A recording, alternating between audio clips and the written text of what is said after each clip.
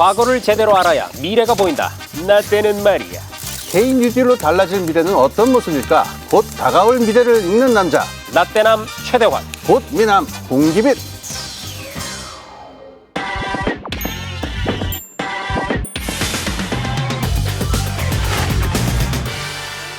여러분 안녕하세요. 나 때는 말이야. 네, 과거를 소환하는 남자 라떼남 최대환입니다. 곧 우리 앞에 다가올 미래를 읽는 남자. 꽃미남 홍기빈입니다. 네, 꽃미남 곧미남 발음 확실하게 해주시고요. 저 막가기로 했습니다. 그렇습니까? 예, 네. 그냥 꽃미남 그냥 외치기로 했습니다. 좋습니다. 예. 자, 대한민국 혁신 성장을 위한 범국가 프로젝트 K-뉴딜에 대해서 쉽고 친절하게 알려드리는 쉽게 말해 K-뉴딜 시즌2. 오늘은 똑똑한 의료, 스마트 의료 인프라에 대해서 알아보도록 하겠습니다. 자, 우리 곧미남, 아니 스스로 꽃미남, 꽃미남. 홍 소장님. 예. 이 아직 우리가 안심할 수 있는 상황은 아니지만 예. 이번 코로나19에 대응하는 거 1년 동안 사실 세계적으로 좋은 평가를 받은 건 부정할 수 없는 사실 아니겠습니까? 여러 경제 잡지에서 그 전 세계 여러 가지를 종합해서 순위를 매기는데 네. 우리나라 항상 그 금메달, 은메달, 동메달권에 있는 나라로 되어 있습니다. 예, 일본하고 한국은 여러 가지로 이제 그 비슷한 비교가 되는데 일본은 지금 계속 올라가는 상황인데 한국은 여기서 툭 꺾였어요. 그렇죠. 최소한 지금까지는. 네. 이 부분에서 이제 우리나라의 방역이 그러니까 이거는 국민들의 그 협조와 공무원분들과 의료진의 그 여러 그 헌신적인 노력이 있었지만은 이게 성공적이었다는 거는 우리 자랑할 만한 일이라고 생각합니다. 그래서 사실 이 코로나19 사태는 우리에게 이 스마트 의료 인프라를 구축해야만 되기도 하고 또 할 수 있는 절호의 기회를 지금 제공을 했거든요. 자세한 내용을 알아보기 전에 과거의 우리나라 보건의료 그때 그 시절은 어땠는지 KTV 아카이브 영상으로 구성한 K-뉴딜 뉴스 요거 요즘 난리가 났습니다. 재밌다고. 함께 보시고 얘기를 계속 나누겠습니다. 여러분 안녕하십니까. K-뉴딜 뉴스입니다. 오늘은 우리나라 공공의료 역사를 알아봅니다. 1958년 10월 2일 우리나라 공공의료의 산실인 중앙의료원이 스웨덴, 덴마크, 노르웨이 등 스칸디나비아 3개국의 지원을 받아 문을 열었습니다.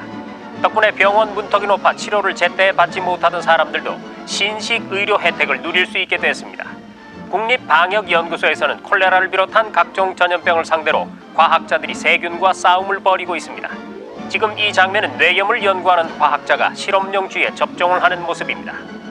전염병이 발생했을 때 방역 업무를 신속하고 체계적으로 실시하기 위해 전염병 예방 훈련을 실시하고 평상시에는 방역 소독원이 마을 곳곳을 돌며 소독약을 뿌렸습니다. 방역차가 하얀 연기를 내뿜고 다닐 때면 동네 꼬마들이 모두 나와 방역차의 뒷공무니를 쫓아다니는 진풍경이 벌어지기도 했습니다. 혈액은 한 번 걸리면 1년 이상의 치료를 요할 뿐만 아니라 남에게까지 피해를 줍니다. 결핵이 유행했던 1960년대는 이동검진차가 학교나 마을을 직접 찾아가 무료 검사를 실시하고 일명 불주사라고 불리는 결핵주사 접종을 실시했습니다. 1970년대에는 의료 현장에 컴퓨터 정밀 진단기가 처음으로 도입돼 대한민국 의료 시스템이 한 차원 발전하는 계기가 됐습니다. 1989년에는 국민 일부만 받을 수 있었던 의료보험 혜택이 전 국민에게 주어졌습니다. 우리나라 역사상 처음으로 전 국민이 적용받는 사회보장제도라는 점에서 중요한 의미를 갖지만 도입 당시에는 보험료 시비로 혼란을 빚기도 했습니다. 이거 도대체 보험료가 이게 뭐야? 예? 한 달에 몇만 원씩 낼 것 같으면 우린 보험에 들 필요가 없다고. 병원에 자주 갈 일도 없으니까 일반으로 치료비를 내더라도 그게 싸게 먹힐 거네. 그 말고요? 1990년대 들어서 원격 의료 진단 시대가 열립니다. 농어촌 보건소와 도시의 종합병원이 원격으로 연결돼 대도시에 가지 않아도 진료 혜택을 누릴 수 있게 됐습니다. 국민 건강을 책임지는 의료 서비스의 발전은 어디까지일까요? 지금까지 K-뉴딜 뉴스 라떼남 최대환이었습니다. 저는 저 영상을 보면서 가장 또 추억을 소환하게 된 것이 바로 저 소독차 그렇습니다. 예. 방역차가 그냥 동네 골목마다 팍 뿌리면서 돌아다니면 그렇게 그걸 쫓아다녔어요. 하루 종일 쫓아다니다가 나중에 보니까 어서 오세요 부산입니다. 그래서 뻥입니다. 저 기억 소환하니까 하나 더 말씀드릴까요? 체변 봉투라고 아세요? 그때만 해도 사람들이 너무 기생충이 많아가지고 그렇습니다. 학교에서 이제 이렇게 배설물을 다 이렇게 담아가지고 학교 교실 뒤에 이렇게 두둑히 쌓아두도록 해서 오늘은 꼭 체변 봉투 가져와야 된다서 손바닥에다 체변 봉투 쓰고 그런 일이 있었죠. 그걸 분석해 가지고 이제 선생님이 약을 나눠주셨죠. 어떤 아이들은 막 이만큼씩 받아가고. 망신하는 날이었죠. 그렇습니다. 예. 과거 모습을 비교를 해보면 지금의 의료 환경 정말 상전벽해라고 할 수가 있을 것 같습니다. K 뉴딜로요. 이 스마트 의료 인프라가 구축이 되면 지금보다 다시 또 더 편리하고 똑똑한 그런 의료 서비스를 이용하게 될 텐데요. 자, 구체적 내용을 보면 첫째, 디지털 기반의 스마트 병원을 구축한다. 병원이 똑똑해진다는 얘기죠. 둘째로 코로나 사태와 같은 감염병 발생에 대비해서 호흡기 전담 클리닉을 만든다. 셋째로 인공지능으로 정밀 진단을 할 수 있는 소프트웨어를 개발하고 실증한다. 이게 주요 내용입니다. 이 스마트 의료 인프라를 통해서 뭔가 근본적이고 획기적인 예. 전환 이런 게 있게 되나요? 예, 그렇습니다. 4차 산업혁명, 3차 산업혁명 이런 얘기하죠. 네. 근데 보통 전문가들이 얘기할 적에 그 3차, 4차 산업혁명의 그 혜택이 지금까지 제일 안 드러난 두 분야가 있는데 하나가 교육이고 하나가 의료였다고 합니다. 그런데 이 두 부분에서 만약에 이게 혜택이 오기 시작하면은 말씀하신 대로 상전벽해에 큰 변화가 벌어지게 돼요. 우리가 보통 의료 서비스에서 제일 고통스러운 거는 공간적인 문제예요. 아프면 병원에 가야 되는데 병원이 멀거나 또는 지금 당장 아픈데 병원이 문을 닫았거나 그래서 의료 서비스가 시도 때도 없이 모든 공간을 커버할 수 있도록 만드는 게 이 디지털 영향을 주는 첫 번째 부분이고요. 네. 두 번째 부분은 이 정밀도가 비교도 할 수 없이 높아집니다. 암 진단의 정확률이 보통 한 60%, 70% 이렇게서 오진율이 굉장히 높습니다. 네. 그러니까 보통 환자들이 왜 두세 군데 병원을 또 돌아다니게 되잖아요. 그렇죠. 근데 이런 문제를 아주 획기적으로 개선해서 언제 어디서나 의료 서비스를 받을 수 있다는 것 그리고 굉장히 정밀하게 받을 수 있다는 것 디지털 혁명이 우리 의료에 가져오는 상전벽해의 변화라고 할 수 있습니다. 그렇네요. 자, 우리가 코로나19를 계기로 해서 비대면 산업에 대한 관심이 각 분야에서 굉장히 높아졌잖아요. 예. 근데 의료 분야에서도 마찬가지인 것 같습니다. 이 스마트 의료 인프라에도 비대면 이 네. 단어가 사실 핵심이라고 봐야죠. 당뇨 계신 분들은 이 당 수치가 어떤지를 알려면 이게 탁 눌러서 찔러서. 이렇게 피를 내는 그렇죠. 수밖에 없잖아요. 네. 이거 저는 배 아플 때 이게 손 따느라고 해봤는데 네. 아파요. 이거 하루에 몇 번씩 하면 스트레스 받아요. 그렇습니다. 그런데 레이저를 쏴가지고 피를 내지 않고도 당뇨 수치를 갖다가 항상 이렇게 할 수 있는 기술을 만들었어요. 이게 어떤 가능성을 암시를 하고 있냐면은 우리가 굳이 병원에 가지 않더라도 뭐 일을 하거나 사무실에서 부엌에서 또는 뭐 공부를 하고 있을 적에 우리가 가지고 있는 생체 정보가 실시간으로 이 IoT라고 하는 말이 있죠. 사물 인터넷 데이터 기술을 이용을 해가지고 나의 생체 정보가 실시간으로 계속 축적이 됩니다. 그러니까 지금까지 병원이란 건 우리가 가령 동네 가서 엑스레이 한번 찍으면은 그 다음에 다른 이보다 큰 병원 가면 또 한 번 찍어야 되고 뭐 엑스레이 가져간다 하더라도 또 찍고 이런 일들이 벌어지잖아요. 근데 지금 요번에 정부에서 마련한 요 계획은요. 전국에다가 이 디지털 협진 시스템을 만들어 가지고 모든 데이터를 다 공유하는 시스템을 만들어서 어느 병원에 가든 동일한 그 진료를 받고 동일한 검사를 할 수 있도록 이렇게 만든 거예요. 그래서 실시간으로 자기 건강 상태를 체크할 수 있고 그 데이터가 쌓인 다음에 이게 전국 여러 개 있는 10개, 18개의 협진된 그 의료 병원 시스템에 연결될 네. 수 있다고 한다면 굳이 KTX 타고 또 서울 가고 큰 도시 가는 일들을 줄일 수 있는 거죠. 그렇네요. 네. 내가 농촌에 있는 내 집에 앉아서 네. 그렇죠? 서울대병원의 의료 서비스를 받아볼 수 있는 것이죠. 그러니까 밭에서 김을 메고 있다 하더라.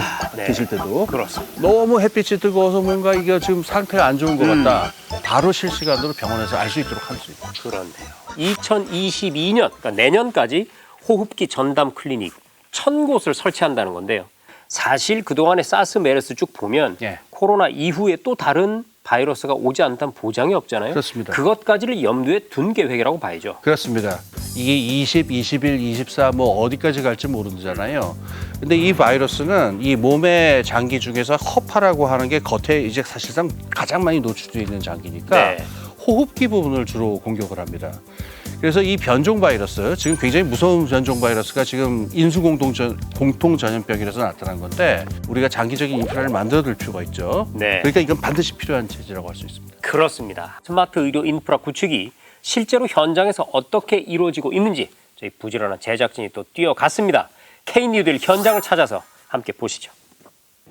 저희가 대표적으로 개발한 시스템이 두 가지인데요. 대장내시경에서 용종을 놓치지 않고 꼼꼼히 보게 하는 인공지능 두 가지 소프트웨어를 개발하였습니다. 하나는 대장 용종을 개개인의 생활 습관을 50여 가지 항목으로 분석해서 내가 대장 용종이 있을 확률을 알려줍니다. 대장 용종이 생길 확률을 보여줘서 내가 대장 내시경을 해봐야 되겠다 하는 생각을 갖게 하는 프로그램 하나랑요. 의사가 대장 내시경을 할 때 용종을 자동적으로 진단하는 프로그램을 만들기 위해서는 내시경 전문의들이 사진 하나하나를 확인해서 용종의 크기, 모양 그런 거를 다 정리를 해야지 인공지능으로 분석할 수 있는 데이터셋이 됩니다. 정부의 큰 지원이 있었습니다. 여러 의료기관과 연결해서 데이터를 모아주는 역할도 했고 또 인공지능 솔루션을 만들다가 어떤 문제에 부딪히면 그 문제를 해결하기 위해서 추가로 드는 예산이나 그런 것도 신속하게 지원해주는 등 많은 도움이 됐고 인공지능 분야가 적용됐을 때 가장 큰 효과를 보고 국민들이 체험할 수 있는 분야는 의료 분야입니다. 이제 더 이상은 어떤 검사를 많이 하고 치료를 많이 하는 것에 피드백을 주는 시스템이 아니라 예방하고 저가로 관리를 잘하는 기관이나 어떤 시스템에 피드백하는 시스템으로 바뀌어야지 우리나라의 미래도 있고 인공지능은 그런 에코시스템에서 활력을 찾고 더 활발히 진행될 것이라고 예상됩니다. 실제로 이 인공지능 의사가 의료 현장에서 어느 정도로 활용이 되고 있나요, 소장님? 3년쯤 전에 있었던 일인데요. 네. 동경대학교 그 의과대학에서 벌어졌던 일입니다. 어떤 그 노령의 할머니가 한 분 계셨는데 아무리 진단을 해도 이게 안 나오는 거예요. 하하. 그래서 이분이 한 6개월을 입원하셨는데 증상은 악화가 되고 병 진단은 안 나오고 그래서 중환자실로 가셨는데 이 닥터 왓슨이었던 걸로 알고 있습니다. 그걸 통해 가지고서 진단을 해보니까 30분 만에 진단이 됐어요. 그래서 거기에 맞게 진료를 해가지고 한 달 만에 퇴원하신 적이 있어요. 여러분들이 보시기에 AI가 어떻게 그렇게 그 사람을 명의가 될 수 있느냐 이 비밀이 있습니다. 현대의학의 그 가장 중요한 핵심은요 데이터예요. 그 수없이 많은 환자들의 정보를 계속 동일한 데이터로 축적을 할 뿐만 아니라 새로 발견되는 어떤 임상학적인 증거라든가 의학 저널 같은 것도 축적을 하기 때문에 시간이 가면 갈수록 더 획기적인 이 어떤 진단 능력을 가질 수가 있어서요. 암이라든가 큰 질병의 그 오진율을 갖다가 획기적으로 줄였다라고 하는 얘기를 하고 있습니다. 계속해서 또 진화를 합니다. 그렇습니다. 이것이 의료계에 적용이 되는 것이죠. 그렇습니다. 비슷한 예를 하나 들자면은 네. 이 자율주행도 계속 데이터가 축적이 되다 보니까 어떤 자율주행차가요 불법 운전하는 동영상이 있었어요. 하하. 보통 사람들이 왜 이렇게 막 선도 어기고 막 대충 네네. 막 신호등도 어기고 하는 거죠? 네. 똑같이 하더라는 겁니다. 그렇군요. 그 녀석. 그래서 자, 그러면 소장님, 이 AI 닥터 이게 실제 의료 현장에서 많이 활용이 되려면 이제 완성도를 높여야 될 텐데요. 그러기 위해서는 이 기술을 개발하는 기업하고 실제 그거를 사용하고 환자들의 정보가 모이는 의료 현장하고 소통이 굉장히 중요하겠네요. 네, 그렇습니다. 근데 여기서 이제 사람들이 잘 모르고 있는 부분이 있는데요. 네. 이미 우리 생활에 굉장히 많이 들어와 있어요. 2016년에 이미 가천대 길병원이 도입을 했고요. 그다음에 부산대병원, 건양대병원, 계명대 동산병원, 대구 가톨릭병원, 전남대병원 등 네요. 이미 굉장히 많습니다. 네. 근데 여기서 하나 중요한 문제가 있는데요. 복지병원 중에 이런 아이디어들이 있었어요. 그 AI하고 그 자동화 로봇을 이용해가지고 네. 거동을 못 하시는 분들이 있는 병원에다가 어떤 그 음식을 갖다 준다든가 수발을 드는 걸 갖다가 로봇으로 하자라고 하는 아이디어가 있었어요. 그럼 비용을 줄일 수 있다. 근데 당장 문제가 뭐가 되냐면 그럼 병원 건물을 다 바꿔야 돼요. 그 아이디어가 나쁜 것은 아니지만은 이게 살기 위해서는 전체 시스템이 다 바뀌고 의사도 바뀌고 환자도 바뀌고 병원도 바뀌어야 되니까 네. 여기에서 기업들하고 병원하고 AI가 서로 어떻게 협조할 것이냐 정부가 적극적으로 나서서 이걸 재구조화하는 노력이 필요하겠죠. 네, 오늘은 쉽게 말해 K뉴딜 스마트 의료 인프라에 대해서 알아봤는데 말이죠. 최근에 언론진흥재단에서 코로나19 이후에 국민의 일상 변화에 대한 조사를 해봤거든요. 예. 코로나19 이전보다 의료진과 정부에 대한 신뢰도가 높아졌다라고 응답한 비율이 70%를 넘는다고 합니다. 그러니까 이런 믿음의 근거는 재난 상황에서 국민들이 마지막으로 기댈 곳은 역시 우리 의료진과 정부밖에 없다. 그렇습니다. 따라서 이런 믿음에 부응할 수 있도록 국민에게 좀 더 편리하고 똑똑한 의료 서비스를 제공하는 것, 그것이 스마트 의료 인프라의 목표가 아닐까 생각해 봅니다. 자, 그럼 홍 소장님, 네. 스마트 의료 인프라 어떻게 간단히 한번 정리해 볼 수 있을까요? 예. 조금 닭살이 돋긴 합니다만 막가기로 한 자니까 네. 어깨 위에 천사라고 제가 표현을 하겠습니다. 어깨 위의 천사. 무슨 뜻이죠? 언제 어디에 있든 간에 내 몸의 상태가 어떠하고 그래서 어떤 도움을 받아야 되는지를 갖다가 항상 나를 돌봐주는 그런 역할을 할 수 있다. 그래서 저는 어깨 위에 천사다. 닭살은 좀 돋습니다만. 적확한 비유였습니다.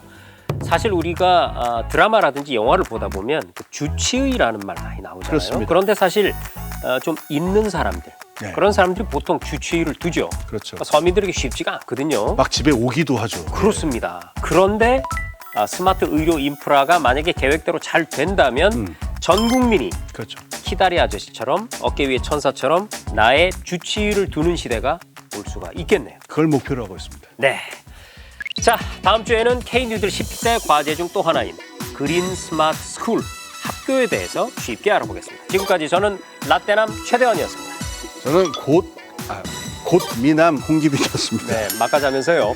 진짜 꽃미남이 될 때까지 쉽게 말해 K뉴들은 계속됩니다. 안녕히 계세요. 안녕히 계세요. 나는 일부러 그렇게 했는데 진짜로 저렇게 하는 거 봐. 네, 왜 기빈이 참석했습니다.